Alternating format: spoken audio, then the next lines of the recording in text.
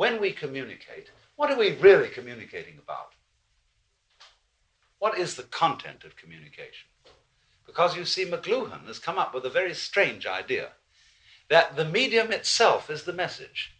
Or putting it in a punny way to make it clearer, the medium is the massage. Not so much, therefore, finally, the content of what is being said is the thing you're getting over, but what you're getting over is the way of saying it. So we have to go into what it is, finally, that we are communicating about when we communicate. What do we want to tell our friends, our other people, our other selves? Now, I had a great deal of trouble really sympathizing with McLuhan's point of view, especially in what he has to say about television, where he feels that the medium of television is highly participative and that the mosaic technique of bringing the image across onto the television screen is something entirely different, say, from a film or from a painting. He expresses the notion that television is more tactile than visual.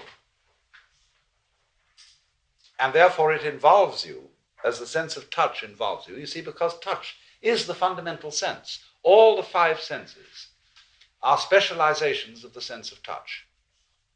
So when you see, you're touching light. When you hear, you're touching air. And when you taste and smell, especially in smell, you're touching gas, the quality of gas. And finally, with your fingers, you have, in a way, the most primitive sense, the sense that is least acute in its differentiations. But nevertheless, you see, all of them are forms of touch. And so you could say, as the Buddhists say, there is one sense behind all our senses. They have a sixth sense. For example, they use the word vijnana, which means consciousness. And they have nose consciousness, eye consciousness, ear consciousness, touch consciousness, taste consciousness, 5. But behind that, they have manovijnana, which means mind consciousness. That is to say, the unifying of the senses so that you will put together the sight of fish and the smell of fish and be able to integrate them and say, well, this is a single experience. The fish looks so and smells so, touches so.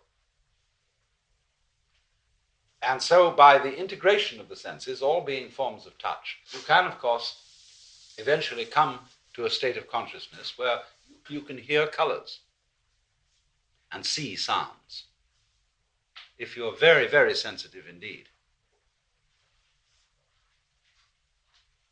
So you might say now then that all communication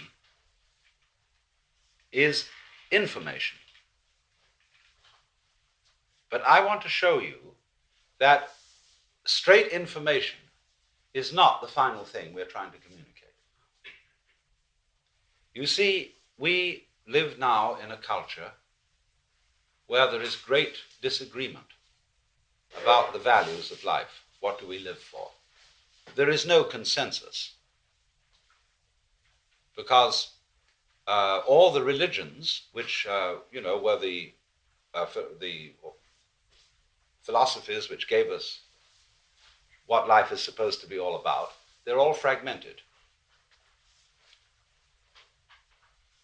And so there is, being no common religion, there is no common view as to what life is about. In default of that common view, there is, especially in the academic world where people think out ethical and political problems, a tacit agreement that the highest value we have, that we can all agree upon, is survival value. And therefore, naturally, when we communicate messages which have to do with survival, i.e., where to find the food, where to avoid the enemy, then I was putting forward, so as to have all my cards on the table, what my metaphysics are.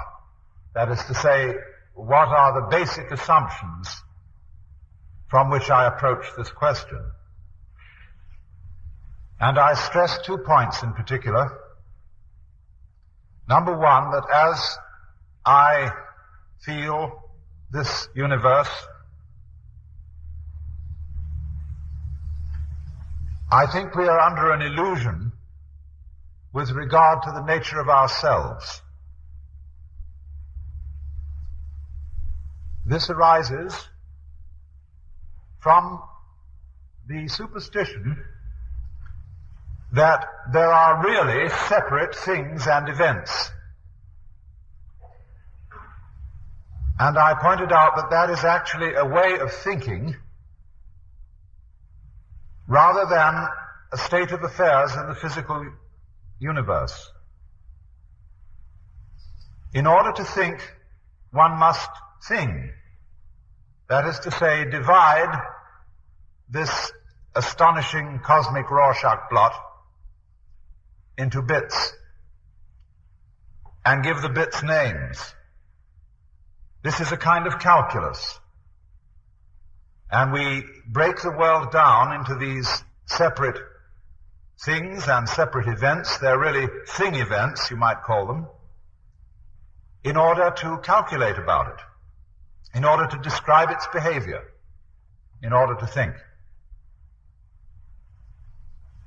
But just as something that costs $5, if you buy a loaf of bread or let's say it wouldn't be $5, let's say 50 cents. It isn't 50 separate things that you buy, although you pay 50 cents for it. And so in the same way, when we talk about the multiplicity of things in this universe, this is just a way of measuring it with words as you measure the value of something with money or the length of something with inches. But we are so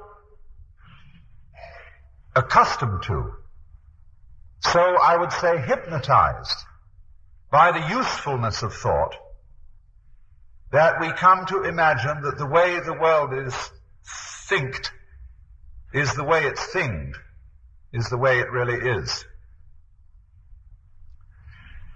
But I rather see it as a continuous process, a single vast field of activity, a single pattern, of which every single one of us is an expression.